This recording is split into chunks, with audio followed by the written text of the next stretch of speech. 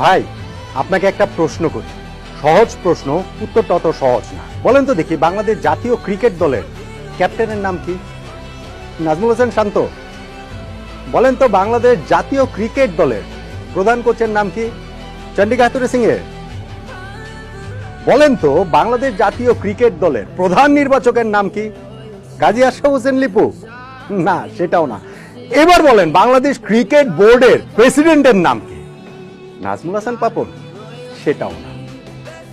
বাংলাদেশ জাতীয় ক্রিকেট দলের ক্যাপ্টেনের নাম সাকিব আল হাসান, প্রধান কোচের নাম সাকিব আল হাসান, প্রধান নির্বাচকের নাম সাকিব আল হাসান, বাংলাদেশ ক্রিকেট বোর্ডের প্রেসিডেন্টের নামও ভাই সাকিব আল হাসান।